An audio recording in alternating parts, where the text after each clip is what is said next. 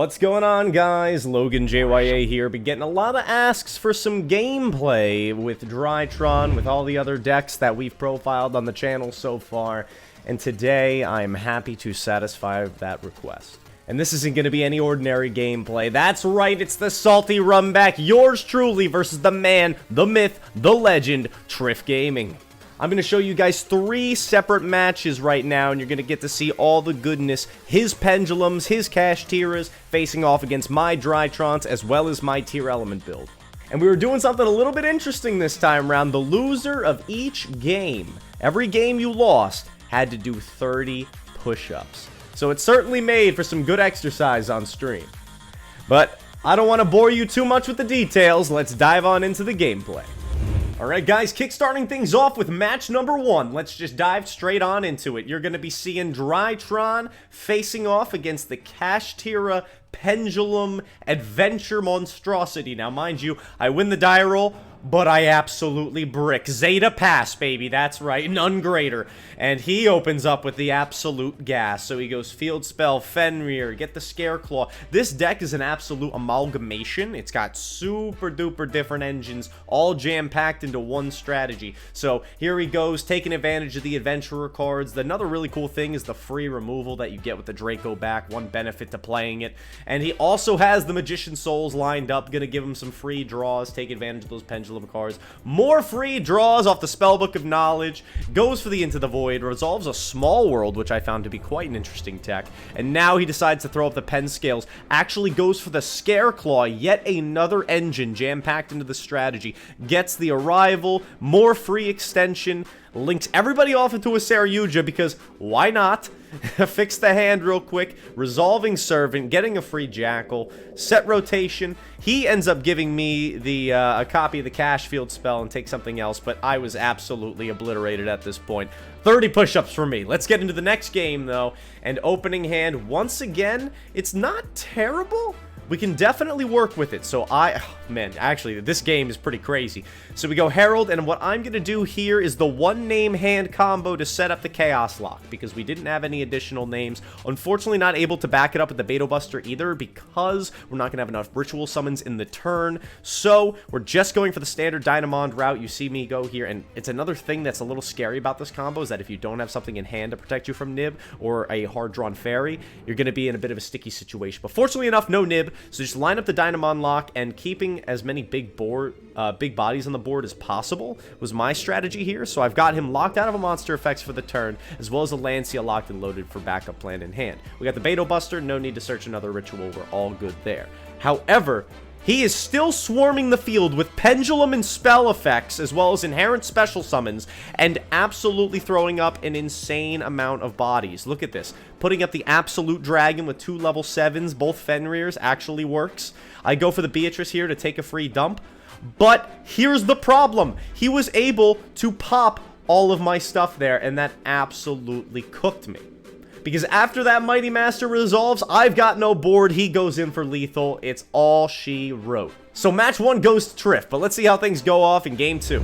Alright, y'all, diving on into match number 2, winning the die roll and playing the Tearlaments this time around. I start off with a pretty darn good hand, not gonna lie. Field Spell plus a YuGiOh, that is just asking for trouble. And we hit a bunch of good cards off that first Skirin Mill. So we get a draw, we get a search, and then we get a Mill 5, baby. Then we get a search for a trap card off of our YuGiOh Mills. Go for the Rhino Heart, go for the Havness, just lining up those fuses, and I choose to play out this turn quite conservatively. I just want to hold that card advantage in hand. So Trif had to fix it up because he was currently doing his push-ups from a different match, and we had to fix the mill situation, but we got it all taken care of, and I've got a pretty good amount of interruption locked and loaded with the Rukalos, the Meteor Noise, and we do have a Shaddoll Beast locked and loaded in the graveyard. So Trif is going to start playing here, and I'm thinking about a strategic time to interrupt. He's going to go for the Wandering Biffin Rider. I'm going to start things off by chaining the Reed Doer, which is going to let me fuse with the Skirin and give me not only a summon a Winda,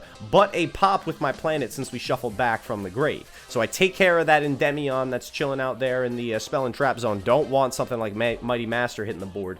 And he's going to continue to try and play a little bit. Goes for the Magician Souls here. And after seeing this special summon come down, I'm like, oh, this is easy. I'm going to flip that joint face down with the Meta Noise and get ourselves another free fuse. And with that, that's all she wrote for game 1. Coming on in, though, to game 2. Oh, I feel... Look at the cards that I have in my hand. You see, it's not the craziest in terms of plays, but we do have the Boulder. The Boulder is chilling. The Rock, Nibiru, is up in here. Let's see. What do y'all think? Do you think Trif is going to respect Nibiru? Let's find out. He's going to go off, continue to summon, go for the Endymion effect in hand, and then, yeah, he already knew it was coming. As soon as I hit that think button, my man hit the concede because that was donezo. I've got one more match I want to show you guys, and then I'll bring this to a close.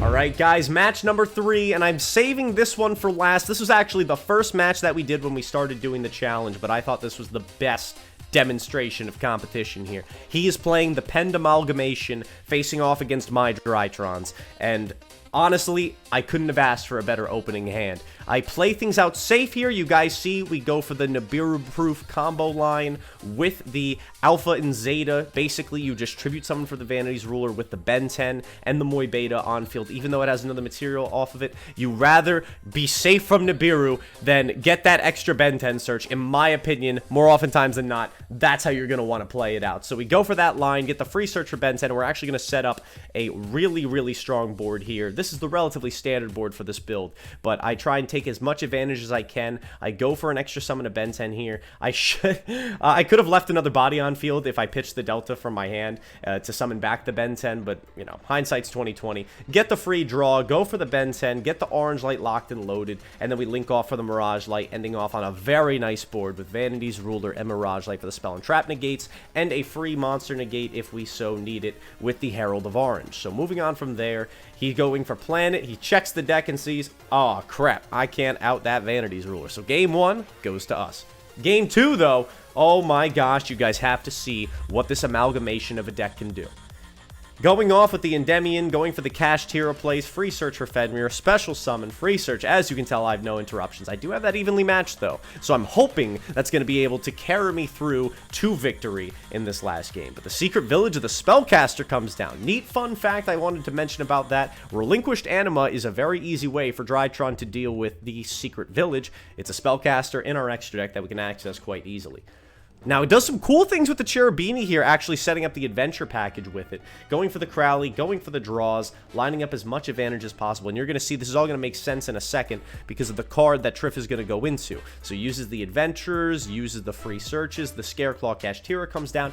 And oh yeah, there she is, Selene. That absolute savage card that enables all sorts of degeneracy in the Pendulum strategy. Not only does he get to link off his absolute to give him a free copy of Vortex, which is an additional negate, but Selene is not once per turn. He can keep pumping these things out and using them to summon back. So that was news to me, or at least I forgot about it until we were watching, or I was playing this game. So that absolutely blew my mind. It lets him take this board to another freaking level. Goes Small World, gets a Jowgen out of the deck, and then proceeds to go for the Scareclaw plays. And that's right, folks. Another Selene. He had not normal summoned, so he throws down the Jowgen. Basically, Vanity's rulering me right back. And we're looking at this hand here. You'd be like, oh, it's not terrible. Problem being, though, is after this evenly gets negated, I knew the thrust wasn't going to resolve either because there's another Omni negate on field, which means it's time to dive on in for game number 3. And this is where things get crazy. My opening hand is mid AF. It's literally Beto Buster Pass. So we go Zeta, pitch the Beto, get the search for the trap card, set it in a Cosmic, and I pray to God that it's enough. So, starting things off, he goes for the Mastery, sets up the Endymion. His hand is interesting, but not great. And the Lava Golem is not going to be doing any work against Beto Buster Pass. So he goes for the Raigeki. That forces out my trap card, lines up the Magician's Souls, and is trying to get to those 3 spell activations. So, goes for Souls, pitches 1, normal summons Abductor, goes in for Beyond the Pendulum, and this is where I'm like, okay, bro, we got to interrupt here. So I go for the Cosmic Cyclone, knocking off that Servant of Endymion, and that's gonna be all she wrote. We both had pretty booty hands there in game 3, but I was able to come out on top, fortunately enough, largely credited to that Cosmic Cyclone, and not shotgunning that Lancia, not using it, ended up being at my advantage. But guys, let me know what you thought about this gameplay and this match in the comments down below. Obviously, him and I both had a lot of push-ups to do, but of course, if you haven't already done so, I can't imagine why not, go subscribe to Trif Gaming, and I will see you all in the next video. LoganJYA, signing off. Have a great day. I'll see you beautiful people later. Peace. 石逆走四角い空心の隙間埋める